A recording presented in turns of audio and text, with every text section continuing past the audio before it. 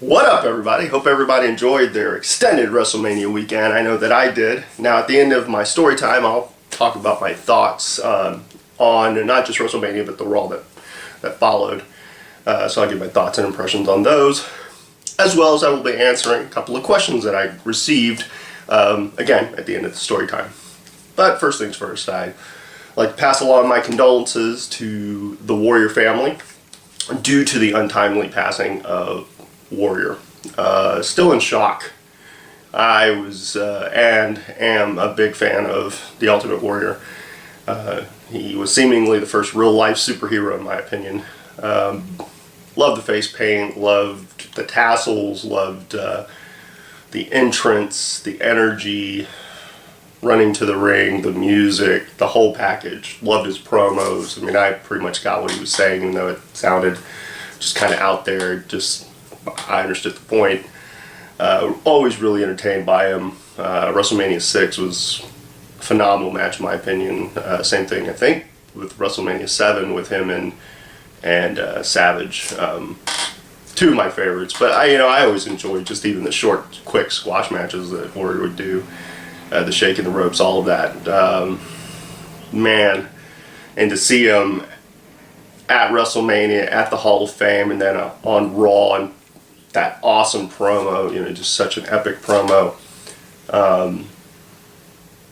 But still shocked, just shocked. Wow, there really truly won't be another guy like it. And I was always a fan, and he will be missed dearly, but he'll always be in my heart and my memories, so yeah. Now, on a much lighter note, I want to give my congratulations to Eric Young for finally winning the TNA World Heavyweight title. Long time coming. Guy's been with that company for forever. People can kind of dismiss it and say, oh, well, it's kind of similar to what they're doing at WWE, which is kind of true. Bearded guys, underdogs, both having to fight injury, both having to wrestle twice. I can see the similarities. But at the same time, I'm not going to shortchange the fact that Eric Young's now the champion, and the fact that he won it, and the fact that TNA went with that. Enjoy the run while it lasts. You never know how long it's going to last, but I don't know. I'm looking forward to seeing what they do with it moving forward. So, now, on to a little business. April 19th, Reality Wrestling will have their next national TV taping. Yes, that's right, national TV taping. They are with the Soul of the South network, which hits some pretty big markets. If you go to realitywrestling.com, you'll get to see kind of a listing of what they've got on the channels, places where you can see Reality Wrestling. They're also doing not just that national TV taping, but also for the Cube. Just aired an episode last night or early this morning, depending on your pick. Yeah, big things for those guys. Really proud to be just a small part of that company and small part of that product. My hats go off to Charmel and Booker, as well as Kevin and Justin, for all their hard work and their tireless hours. I'm really looking forward to what the future brings for Reality Wrestling, which includes probably an pay-per-view in late July, I think July 26th. Big thing for the company, and awesome. And as far as April 19th, I mean, you're going to have Big Papa Pump, Scott Snyder's special guest. Bringing in the special guest, always a big treat for all the fans, as well as the crew and the roster. But really highlighted, along with everything else, but majorly highlighted by the sixth match in this series of matches between Ruthless Ryan Davidson and Mysterious Q. Big fan of both guys, friends with both guys. I think both guys are phenomenally talented and really brought out the best in one another and really raised the bar for everyone else. And have set the bar and continue to raise it. And I think an Extreme Rules stipulation's only going to add more elements and more craziness, and I can only imagine what these two are going to bring out come that sixth match on April 19th. So anybody who hasn't gotten tickets, and they're almost sold out, this last I heard they were almost sold out, pretty close to being sold out. You really don't want to miss out on this show. It's going to be something special, something truly to behold. Also, next time you will see me actually performing. very special opportunity for me. Be back in Arlington, Texas, the Metroplex area for PCW's Reunion. So yeah, I'm going to be in that building for the first time, but back in the PCW fold, which really ties into my story time, which is great timing for me. But I'm really looking forward to being a part of that. I'll have some shirts with that guy. I have those shirts on sale. I'll talk about that on Facebook, and probably as we get closer, hopefully I'll do a couple more videos before the actual date. But man, I'm very much looking forward to getting back into that area and performing in front of that crowd. I know that they are looking to break the attendance that they had. They had like 1,100 people last show. I think their goal is 1,500 people. I mean, they've got a big enough venue so they can fill it definitely. So if you are in the Metroplex area or want to go to the show, please contact Thomas Bussey or go to the gym in Arlington, Texas, and show your support. And if you buy a ticket and you happen to hear this and you're like, hey, I bought a ticket because I heard about it from Steve DeMarco, please let Thomas know or tag me in a picture if you post it on Facebook, so you can show your support and also hype up the show, bring more attention to it. But again, April 19th, Reality Wrestling, awesome. And April 26th, PCW Reunion, awesome, because this guy's going to be on it. Hooray! But, so now, on to story time. Now, my last video talked about my time as uncut booker and my, the highs and lows of being a booker. And the video before that, it talked about Triple Xmas 2004 and finally becoming PCW Champion. Not only that, the Grand Slam Champion. The first guy that I know of, it's official, to ever hold all 4 major titles for PCW. And awesome. And I think even after that, I was still the tag team champion, although I would be stripped of it shortly thereafter because Ashton Jackson was no longer part of the company, so they took that title away from me. But now I had the big prize and I was ecstatic. I mean, minus a little upset about some of the crowd reaction, but for the most part the crowd enjoyed it. Now,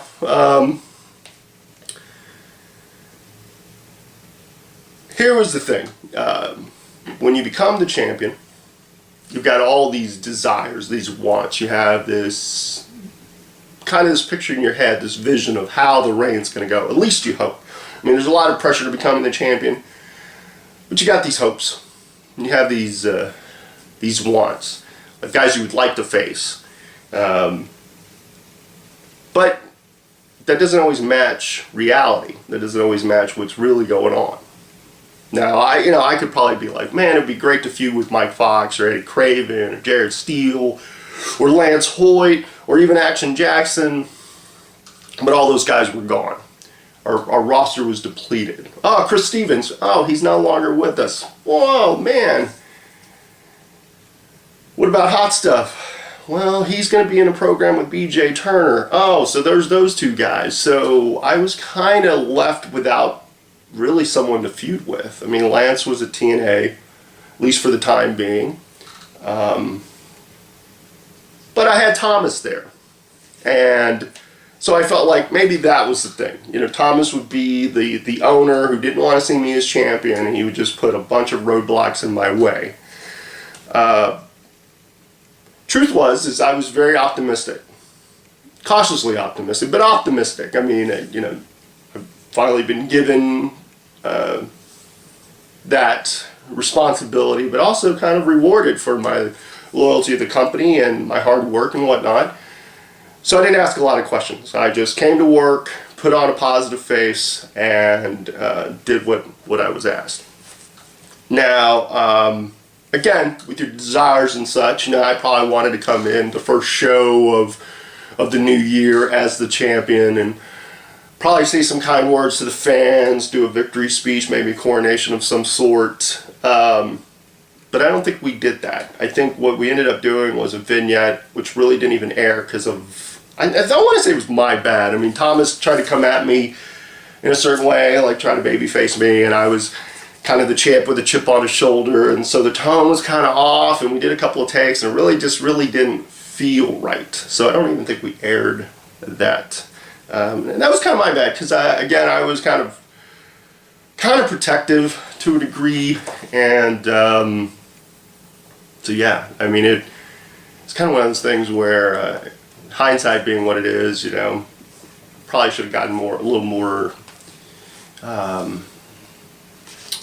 direction as far as what they were wanting, what the tone was, but I didn't really ask questions. I just, hey, okay, I'll just do this.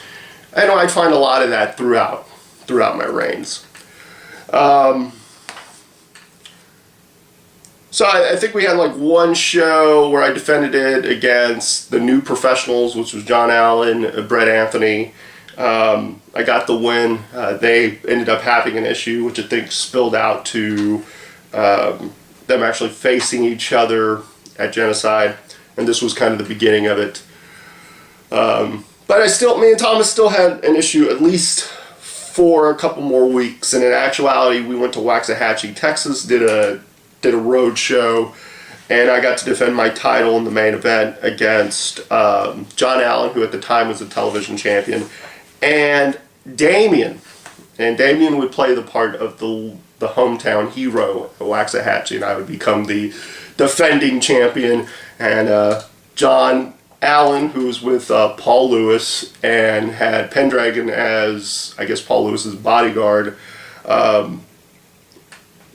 walked him out, and he would be kind of the one favored by Thomas. And like I said, Thomas was still a thorn in my side, and that story would continue through this match, and he decided to make a change to the main event.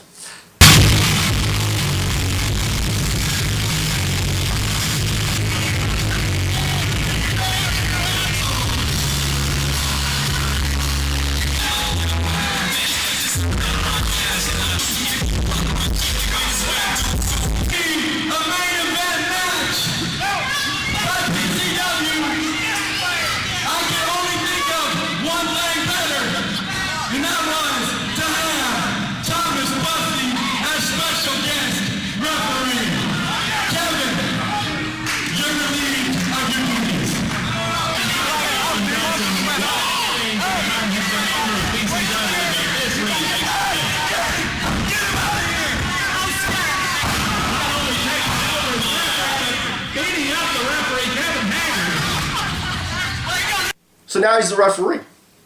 No, not too much of a big deal. Now, triple threats can be kind of difficult. Every guy's got to know, every person who's part of that match has to know their place in the match, their role in the match, so that it works. And I think it worked for the most part. It's on YouTube. Now, I know there's some issues, so maybe at a later date I'll actually put out the video in its entirety. Maybe I'll do some alternate commentary, because the audio is not the greatest, at least the copy that I have. The audio is really turned up, so it's just really distorted. I had to kind of lower it for the clips that I took. But as the match progressed, it was apparent that I would not get a fair shake, and Thomas was throwing his weight around, which in the end cost him.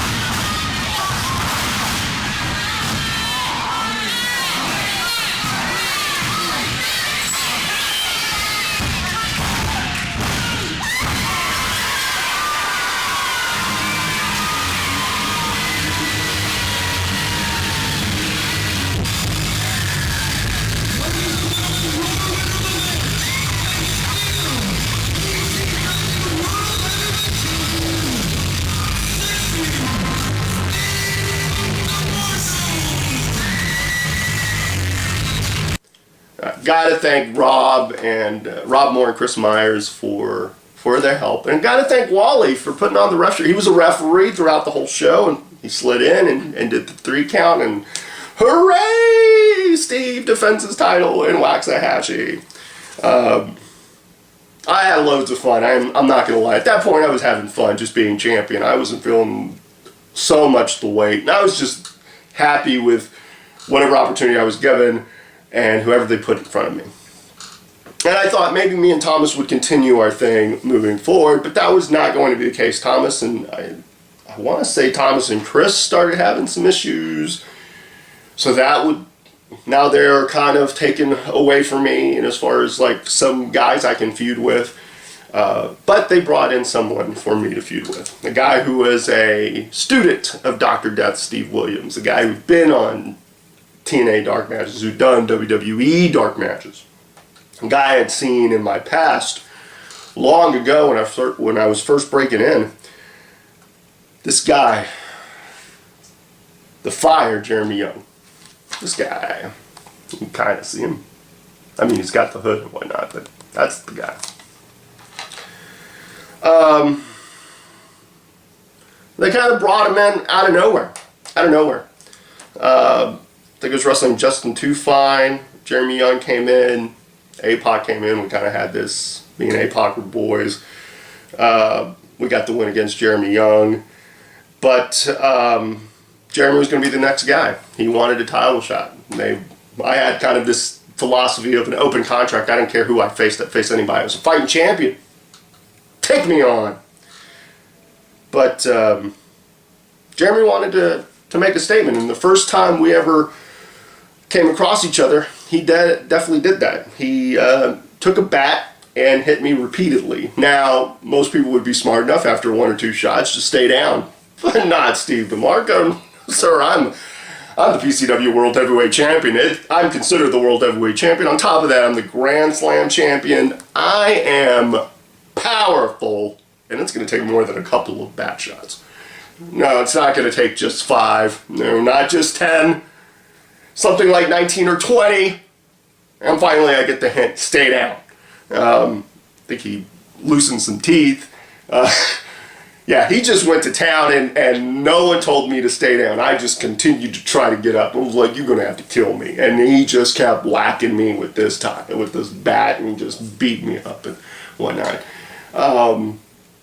So yeah, when I got carried to the back and whatnot, and they were like, you realize he hit you like 20 times. I'm like, nah, man, I lost count.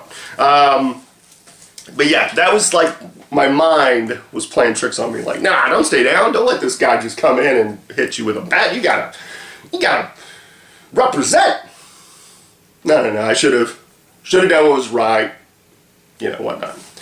Now, some good things came out of feuding with Jeremy and our build-up to Genocide 2005. We got to meet the DeMarco clan, which was awesome. Got to face a Bug masked wrestler.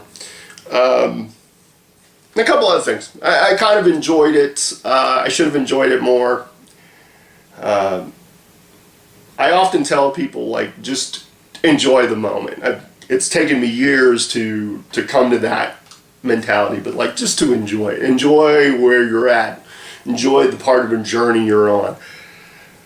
But it's easier said than done, especially when you're in the midst of it. You're like, no, I'm just gonna just go through it, and you just don't take time to enjoy it. And I should have enjoyed it more, and I really didn't enjoy it as much as I should have.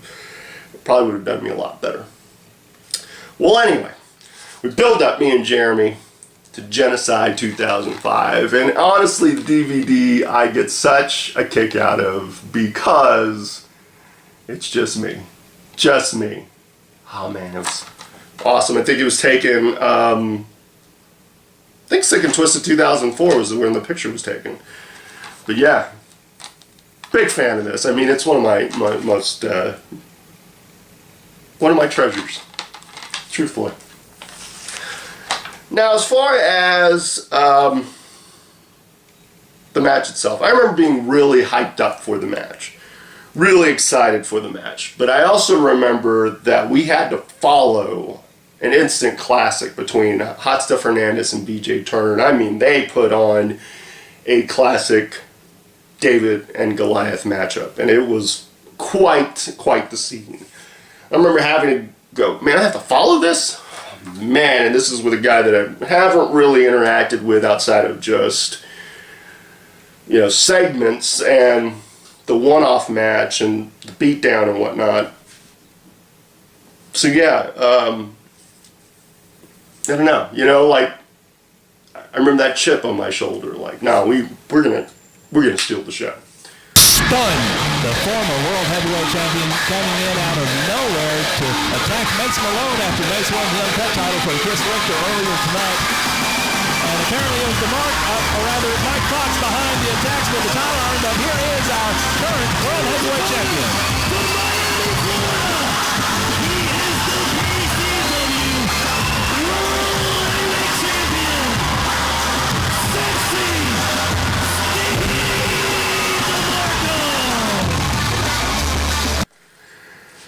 Now, I won't show many highlights. I won't do that. But I gotta show one. Young backing him up, throwing him in the ropes. DeMarco goes behind. Waistlock coming off the ropes. Young holds on, but DeMarco, oh, look at that. Some nice maneuvers by DeMarco and a flying drop kick. And Young goes out to the floor. You like Chinese food? Sometimes, yes. I got a fortune cookie the other day and broke it open. It was handwritten. Are they supposed to be handwritten? Not that I'm aware of. Mine said I peed in the rice. Enough about that. Pretty impressive, right? I mean, I can still do that stuff. I mean, it's not like I can't do it anymore. I really enjoyed it because they replayed it numerous times, especially the kick to the face and whatnot.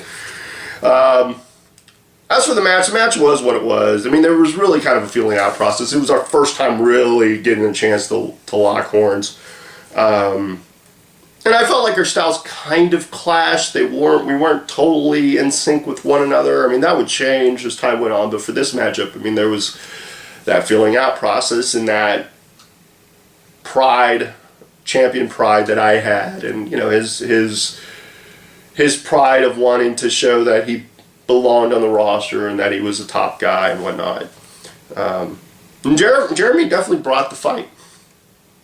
And definitely had me on the ropes. I mean, he definitely had it. But I still had enough left in me to counter his plan. Jeremy Young going up on the ropes. He's up on the top rope now. I think he's going to go for the scorcher, but DeMarco threw him off. A sexy throw. Oh, sexy kick by DeMarco. He goes up 1, 2, and 3, and that's it. DeMarco is still the champion. Sexy Steve DeMarco has beaten Jeremy Young. Now you think he's going to shut up? Ladies and gentlemen, your winner of the match is still PCW World Heavyweight Champion, Sexy Steve DeMarco. I want a title shot. I deserve the title. Oh, wait a minute. Here comes Tim Young, Tim Storm in the dark circle. Throwing Travis Shoeborn out. Oh, look out. Oh, Tim Storm going after Steve DeMarco from behind. Tim Storm remembered the dark circle. Oh, wait a minute. APOC and Damien. Apocalypse and Damien. They're chasing Storm out. APOC, Damien coming to the aid of the champion, Steve DeMarco. So is Storm what? Declaring his intentions? What? Well, Tim Storm was going after DeMarco, and he was run out by his former partners, APOC and Damien. And former partners right here, APOC and Tim Storm, know each other very well. APOC kind of keeping vigil here, keeping Tim Storm off DeMarco. Damien congratulating Sexy Steve. Oh, wait a minute! Wait just a minute, the Mafia kick in. Oh my God! Big kick by Apocalypse. What the hell is going on? You gotta be kidding me. APOC. Oh my God, the cards. Oh no. Together. Oh no, it can't be. They are, oh my God. Damien just gave DeMarco the paradigm shifter. Look at this, the Dark Circle is back together. Apocalypse, Tim Storm, Damien, all of them in there against DeMarco. Now APOC, he's got the end of days. And let me just, oh no. Everybody in the back right now, folks, it's over. Because if the Dark Circle's back together, you might as well pack up your bags and clean shop. Well, conspicuous by his absence here is Shadow, apparently the fourth member of this group. And now it's the downdraft. Top, they're just laying him out. They are wiping out Sexy Steve DeMarco. Oh my God, no. So the Dark Circle attacks post-match celebration, raising it up. Finally defended the title against a worthy opponent. And, had held it for a few months. And here come the Dark Circle, and this would lead to Lance coming back, or Shadow.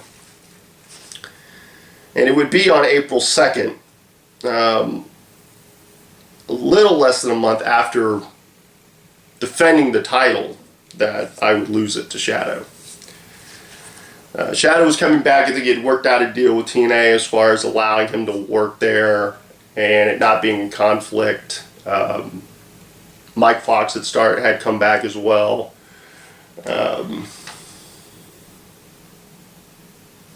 So yeah, I don't know. I think that was always kind of in the back of my mind of fear. Like as guys started coming back, they would feel like, well, let's put the title on another, more established guy. Even though I'd been there for a while, I think in the back of my mind that was always the case. And then to lose it kind of out of nowhere, not at a major show.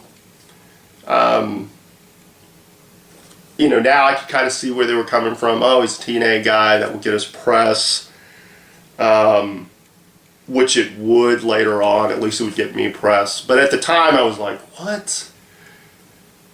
But for Lance, I understood with Lance, he was trying to do what was right for his career, and not remaining initially while other guys had left for whatever reasons, and were slowly coming back.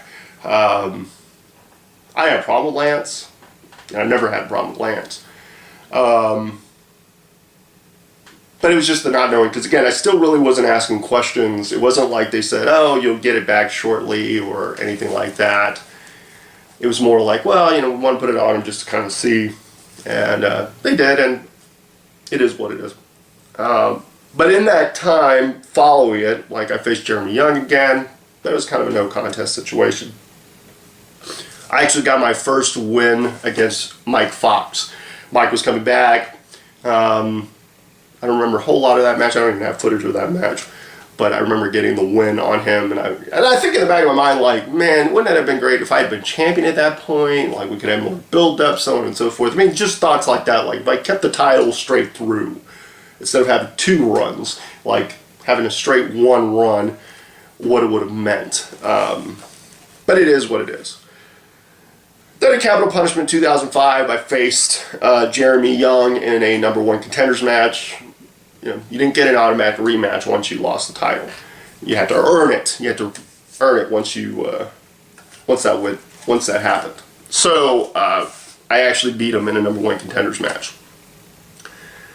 So now I was a number one contender. Still kind of had Thomas. Now Thomas was kind of coming back into the fold as far as being a thorn at my side a little bit, not too much. So he kind of put some roadblocks in front of me in the form of Pendragon. Pretty quick match. Wish I had the footage of that, as well as winning the title on May 21st, winning the title for a second time and beating Shadow, and just wow, awesome. Because again, I didn't see it coming. I didn't see me winning it right back right away or anything like that. And to win it a little over a month later was awesome. And on top of that, I got some press in the PWI, so they were right. They were right. I'll actually read it. It says, how does watching TNA from Orlando lead to a heavyweight title victory in Texas's professional championship wrestling? Ask Steve DeMarco. He's the new PCW Heavyweight Champion. And then they had a little caption. Whoever thought watching a TNA pay-per-view would pay off for Steve DeMarco. DeMarco has been trying to wrest the professional championship wrestling heavyweight title from Shadow, a.k.a. Lance Hoyt, in TNA for several months. PCW owners, co-owners Thomas and Chris Bussey announced that DeMarco could not get his scheduled title match against Shadow at the May 21st show in Arlington, Texas, because of an injury to Shadow's right hand. DeMarco argued that Shadow was on TNA's Hard Justice pay-per-view on May 15th, and the hand looked just fine. The Busseys countered DeMarco's claim by making him wrestle Pendragon before taking on Shadow. Despite outside interference from Pendragon's attorney, Paul Lewis, DeMarco won that match. Later on in the card, DeMarco extended his winning streak by defeating Shadow for the title. So, yay! Awesome! The champion again. Phenomenal. But here's the thing. Now, I won it in May.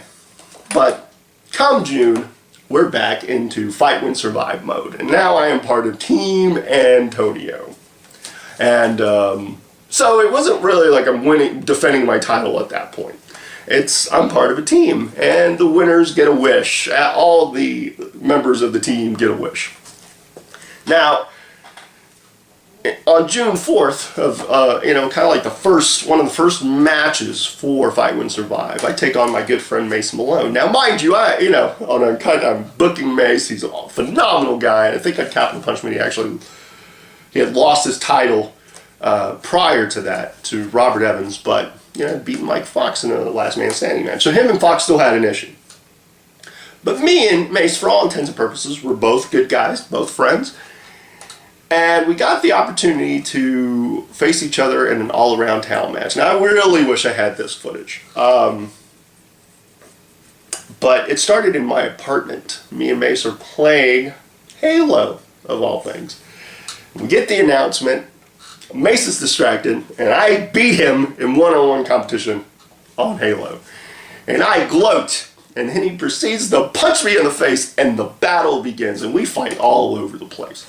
We fight at like a Mongolian grill. We fight poolside at somebody's place, in their backyard, in their pool. I actually take a big move into the pool. We both take a big move into the pool. Nearly drown, I think. And then it ends up in the arena.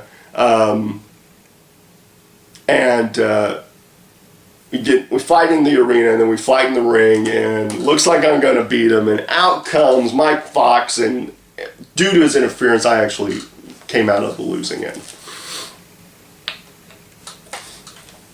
So, there was that. I had one other match at Fight, Win, Survive, and it was against Damien. It was a 4 corners match, and I actually came out victorious on that. We somehow got to the finals. I mean, thanks to the team, we got in the finals. And I think there was some combination of teams, so it wasn't like the original teams. It was now, we combined forces to some degree. And it was me, Canyon, Mace, Mr. Texas, and BJ. We took on APOC, Shadow, Foxx, and Storm. And the finals was a unique thing. It was like a cage with a ladder, and there was a ladder inside the cage. And, you started outside the cage, then you got into the cage, and so on and so forth. So it was a real chaotic match. And really that's when things took a turn for me. I remember climbing to the top of the ladder and getting stopped by Shadow. Getting stopped by Shadow. And he going for a choke slam and choke slamming me off the ladder. And when I took the bump, I just felt this sharp pain, like by my shoulder blades, and everything got hot. Everything. Like my shoulders kind of like tensed up, and my neck just throbbed, and I got this immediate headache, and my limbs tingled. And I had felt this to a lesser degree. I had felt it against Abu. I had felt it against Gabe, in the Triple Threat. I'd felt it a couple of other times. I'd felt it against Jeremy Young in Genocide 2005. But this was just like all those pains times 10, all at once. And I just remember being glad that I didn't have to get up right after that. And I remember laying there for a bit, just in pain. A lot of pain. So much pain that I think at the time, hindsight being what it is, I kind of reacted. Because I remember going to Richard Hill and Mike Bussing and telling him I needed a break. Like, you got to take the title off me. I really just wasn't sure. I was real scared. I mean, that pain that comes and goes even to this day. I mean, I get pain sometimes, and it's always like a take a break, or you got to train that. Like I felt like, okay, well, let me take a little bit of a break, and then I can relax for a little bit, then I can rehab it, and maybe, I'll go to a doctor, I'll see what they say. Hopefully there's no structural damage, hopefully there's no nerve damage. Hopefully I can continue to go, but at that point I wasn't sure. Like I said, I just need a break, and I remember being in tears. I was just so emotional, because here I was, like I felt like the company really backed me for the most part. At that point, they were really backing me and really like, okay, we're just going to ride Steve DeMarco as long as we can. He's our champ. Let's see what we can do with him. And I remember at the finals just telling him, like, I need a break. And, them asking me what I wanted to do, and it being like, I don't care, I just need a break. So as a little time passed, I started training a little bit, started to feel a little better. But by that point, everything had been set in motion. And we were trying to figure out who would be the next guy, who would be my next feud, who would be the guy that would succeed me. And I want to say Richard came up with it, but I think we were all thinking of me. I think me and Richard were on the same wavelength as far as this goes. We both thought Tim Storm would be the perfect guy. Tim was well respected in the locker room. He looked the part. I mean, he looks phenomenal now, but back then he just looked like a big burly, like kind of in the vein of Arn Anderson with hair. But for the most part, he'd been a tag team guy for the most part. Been part of the Dark Circle. Never really been the main front and center guy. But I just felt like there was so much untapped potential there, and like he could be the guy. And so, but before that, I had to do a couple things. I had a couple title defenses. I defended against BJ Turner, which felt like kind of was like a wasted opportunity. I had made BJ the survival of the fittest winner, which meant he could get a title shot whenever he wanted, and I felt like there'd be a good back and forth between the two of us, and that could build to something, a feud of some sort. But it became a no contest, which actually led to Tim Storm making his statement. I kind of felt like it was a wasted opportunity in the sense, like I felt like the winner, if they had won it, would have been great, or me and BJ could have gotten some mileage out of it. But then it became a tag team match, me and BJ versus the Brown Brothers. We get the win, and then Storm takes me out. And when he took me out, I didn't return for over a month. And I needed that time to rest. I needed that time to get ready for just this match that would take place between me and Storm at Sick and Twisted. I had my concerns. I was fearful of damaging my back or my neck worse. I was fearful of just a whole lot of things, like real emotional at that point, dealing with a little bit of depression. I gotta be honest, it was tough at that point. But I'm not gonna make any, I have no regrets over the build for Tim Storm. He took me out, which was good. He kept me out, which was good. I mean, here's a guy that months earlier had taken like 20 bad shots and was back like a week or two later, no problem. This time around, to be taken out a month and to really build him as a monster, guy hitting his stride, was just what the doctor ordered. I remember my return, getting to come back and put someone through a table. The crowd reaction was phenomenal. It was like a hero's return. It was just great all around. I had one little warm-up match. It was me and Antonio versus Thomas and Storm.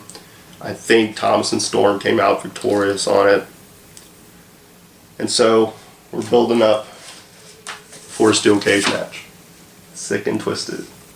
August 27th. Steve DeMarco versus Tim Storm. Quite the build-up. I remember prior to the match, Mike Foxx pulling me aside to a degree. I mean, we were watching kind of like the ballyhoo of the show, and Mike like just kind of telling you, man, I really love what you guys are doing with Tim. I really love the build. I love the story you guys are telling. He goes into such great stuff, Steve. Really big fan of it. And coming from him, that was just such a big deal. I always really admired Foxx, and I always respected his opinion. And if he told me something kind of seemingly heartfelt, it was just touched me in such a way. I mean, it was great because I could see the reaction Tim was getting. So I felt like the decision was the right decision, but at the same time, to get it from your peers, and especially a peer you respect so highly. And working with Tim was just such a dream. I have immense respect for Tim, tremendous respect for him, and I couldn't be happier to get an opportunity to lock horns with him in a steel cage. And there stands the challenger from the Dark Circle, Tim Storm. And can the Dark Circle go 3 for 3 tonight? You've had APOC and Damian win the tag team titles. You've had Shadow beating up Mace Malone, and now you've got Tim Storm, the Grim Reaper from the Dark Circle, going up against sexy Steve DeMarco. And this is a title that DeMarco covets, man. He's not going to let go of this thing without a hell of a fight. Absolutely not, Chris. When it's time to get down to business, Steve DeMarco is all business. Look out! No question about that. Oh, wait a minute. Miami, Florida. They're getting started outside the ring. Tim Storm going after DeMarco early, but DeMarco now, with a Oh, my DDT at God. the bottom of the ramp. You know, match even gets started before you even, before I'm even really introduced. I mean, he comes at me and we're just going. And I mean, the whole purpose of a steel cage match is to leave out everyone else. To leave everyone else out of the equation so it can be just the two men. I always feel like it shouldn't be a escape thing. It should, I mean, on occasion that should be one of the things, but I kind of like the pinfall submission, like in the middle of the ring. And that's the way we wanted it to be. The steel cage was mainly to keep the Dark Circle out. And they had been built up. They'd won tag belts. Lance was back in the fold, so on and so forth. I mean, it was just this thing. Yeah, Apocalypse exercised his wish earlier for the match to restart, and it ended up with the Dark Circle regaining the tag team belts, and now they are just having their way with sexy Steve DeMarco. And This is a massacre. There's nothing the referee can do about it, is there? No, there's not. Unfortunately, there's not. And now, Who's going to stop this damn Dark Circle? throwing DeMarco back into the ring, and now they're tending to their wounded partner, Tim Storm. Hell, they're so vicious they might eat him. They eat their wounded. Now Tim Storm climbing back in. Hell, they could just go grow another one in a lab somewhere. Apocalypse closing the door behind him. Well, isn't that nice? Steve DeMarco back to his feet. Oh, he got him. Sexy kick. He got him. Now cover him. DeMarco's got to get on him, but instead goes after the door, knocks it into the Dark Circle. I think APOC took the brunt of it, but everybody tried to catch him. Now look, here comes the rest of the guys from the back. What were you guys doing? Having a tea party? Where the hell you been? Well, once again, we've got security, we've got referees, we've got PCW staff once again trying to get the Dark Circle the hell out of here. One, two, two. and oh my! Almost a 3 count. Well, you know this is bad when Code comes out here. These fans chanting all kinds of things at the Dark Circle as they're being ushered out. DeMarco's tuning up the band. DeMarco getting ready to lay in the sexy kick once again on Tim Storm. If he nails this one, this could be all she wrote for the Grim Reaper. Storm ducks out of the way though. Irish whip. He's got him up and look on. out! It's the perfect storm. Tim Storm No. on top. One, No. two, and Oh, no, my God. 3. And You gotta be kidding. The Dark Circle got exactly what they wanted. Oh my God. They softened him up and up and up, and now the Dark Circle is 3-0 tonight. Shadow over Malone. You've got new tag team champions in the Dark Circle, and now you've got a new PCW World Heavyweight Champion. Oh my God. New PCW World Heavyweight Champion, Tim Storm. Storm can't believe it. He can't believe he's holding the belt. But that's not what happened. Took the Dark Circle, all of them, all the chaos. But I make no excuses. Tim was the better guy on that day, and he deserved the title and became one of the biggest, one of the most successful champions in the history of PCW. On top of that, we broke an attendance record, I believe. I mean, without having any names, with the guys that we had in place. I mean, that card, kind of from top to bottom, had Canyon and Dalton versus APOC and Damian. It had Mike Foxx versus Mr. Texas. It had Mace Malone versus Shadow. It had BJ Turner versus Jeremy Young for the World TV title. It had a triple threat cruiserweight title match between Robert Evans, Claudia, and Gigolo James Johnson. And then it was Steve DeMarco and Tim Storm at the top on the marquee. But the reality was, man, it took everybody. But we broke an attendance record. I mean, we didn't have any names. And that, honestly, was special to me as well, to know that, we had been told to us, at least to me, that in 6 months we'd be close. And at that point, we're breaking records in attendance.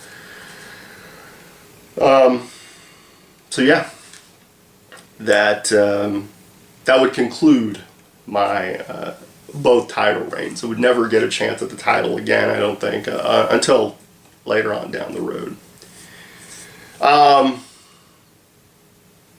So I always tell guys and gals to just enjoy the ride. And I mean, probably in retrospect, I should have enjoyed it more. Enjoyed it a lot more. Just been happy with it. Been happy with where I was at and whatnot. So yeah. Now, thoughts on WrestleMania, real quick before I get out of here. And it'll be real quick. I mean, honestly, I love the show. I like a lot of people, was shocked over Undertaker winning. I've heard people say, Brock shouldn't have been the guy. It should have been somebody else. And I've had time to think about it, and I've read articles, and I kind of had the same thought. Like, they built it up like Undertaker's going to win. Like, that was the foregone conclusion. And for the past few years, that has been the foregone conclusion. Even when I wanted, even with Michaels versus Undertaker, it was still like, it's a foregone conclusion. You had that doubt, but it was kind of a foregone conclusion. Triple H didn't want him to break the streak. Again, he had 2 chances. Really didn't want to see that happen. Punk, I was kind of hoping for. I thought, oh man, the best in the world versus the streak. That would be awesome. The best versus the streak. And the best wins with Paul Heyman. That would have been great. But Brock, people can say what they want. Not, probably early in my career, I probably had issues with the guy, probably just the way he'd done business and whatnot. But the truth of the matter is, I mean, who better? A legitimate, this guy, if you take away all the kind of shenanigans that's gone on since he's returned and some of the losses that he's had, which it is what it is, I still think he's one of the most dominant forces in WWE. And now he's got this thing that no one else will ever be able to take away from him. He is the guy who broke the streak. And that just legitimizes him, just builds another aura with him. And I was like everyone else, in complete shock. And I thought it was done really well. I thought it was done exceptionally well. Happy to see Daniel Bryan finally getting the title. Happy to see Cesaro winning the Battle Royal, even though I thought Big Show would win it again, because the way they kind of curved it, this is how it's going to happen. Didn't quite happen that way. Happy to see the Usos retain. I was surprised John won. I thought Bray would win it. I really enjoyed his entrance. Really enjoyed Bray Wyatt's work. I'm a big fan of his. And not too surprised AJ would have retained. I thought, hey, you throw that stipulation, but it's a one fall type of deal, so she could always catch everybody slipping, which is what happened. Now, the next night on Raw was kind of a statement. I think they were making a statement throughout. Like, you guys are always telling us we need to bring, push new stars. Here you go. Paige winning the Divas Championship, which I thought was great because it was a shock and it came out of nowhere and it put her on the map right away. And the stuff with Brock and Heyman's promo, phenomenal. And then to get booed in one segment, then the next segment when he's announced as Cesaro's guy, and Cesaro goes, I'm a Paul Heyman guy, and the crowd just cheering that. The Shield is baby faces, with facing kind of the Evolution Authority, or authoritative evolution, or whatever you want to call them. Just great stuff. The final scenes between Triple H and Daniel Bryan, all of that stuff. It was a really good show. Top to bottom, that was solid. And again, Warrior's epic promo. Wow. What a way to go out, man. What a way to go out. Now, before I conclude this, I've got some questions that need to be answered. From Facebook, actually. Evan Alba. What are my thoughts on the state of Texas in the independent wrestling? Oh, man, it's alright. I mean, has it changed much? It's kind of changed some. I think it is what it is. There's some companies out there that are doing great stuff, and a lot of what I see is what I see off Facebook and YouTube as far as, you know, how they're hyping their shows, and, you know, like ACW and RCW that put out video wires, which I think are awesome. Or, you know, the off match here and there. I think, you know, the companies that I have worked for, like Hurricane Pro, I mean, they're doing some good stuff. They've got some good talent. Same thing with Texas All-Star Wrestling. They have some good talent.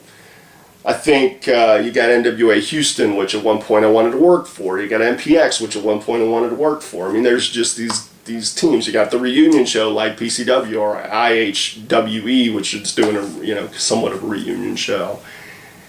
And there are a lot of companies, and I mean, I'd probably could go in depth, and maybe at another time I will. I think it's okay. I mean, I think there's definitely room for improvement, like anything. I think. You know, there just needs to be more lessons taught and more of just the right way to do things. Eliminate some of the drama that takes place. Yeah, most guys and gals just need to enjoy the ride and save the drama. Get it out of there. There's no need for it. I mean, life's too short. I will say this. Out of all of them, I look at reality wrestling as a standard bearer at this point. I consider them the flagship of Texas wrestling. They have a local TV deal now, a national TV deal. They're about to do iPay-per-view. Their talent speaks for themselves. A lot of guys are looking, and gals are looking just to work there, and I know that they're getting calls constantly about new talent wanting to come in. So I look at that as the future of independent wrestling. But, you know, I mean, the man himself doesn't consider it an indie. It's a televised show. And that's what separates them from a lot of other companies out there. Their focus is television. Their focus is putting out a great television product, but putting out a great product in general, and just kind of the many departments that work for that company. I mean, that's a standard bearer at this point. Next question, and last question from Thomas Barnes. What was your biggest fear when you started, and what's your biggest fear now as you have accomplished what you have in your career? Good question, Thomas, and I appreciate being on your podcast not so long ago. I think the second one, and now you're like on 4 or 5. But again, appreciate the opportunity to be on the show. The TASW Heel Fans podcast. There's other podcasts out there. That's just one that I like. There's others that I like, but it was a pleasure to be on their show, and they're great fans, and I really enjoy their enthusiasm. Now, as far as biggest fears, probably breaking my neck at some point was probably my biggest fear. Biggest fear, it's like that, not being paid was a big fear. When you get started, getting blackballed, big fear. Injury, not so much. I mean, I got injured early on, but it was kind of like one of those things that I understood it was kind of par for the course. Biggest fear now, being forgotten, probably. After all I've accomplished, it would suck to be forgotten. Or being bitter. Like being bitter towards the business, not having a positive outlook, like just being upset all the time. I don't know, not wise for me. No. But anyway, now, my next video will actually cover, and I've talked about him some on this, but I will be actually talking about the feud with Lance Hoyt, which was a beautiful thing. It just, so much went on, so many people affected. Suspensions, I quit matches, steel cage matches, and just a whole lot of fun in between. But until the next time, I want all of you to stay cool, stay sexy, stay classy. But until then, hey guys, check out this entrance video from back in 2005. And until the next time, later!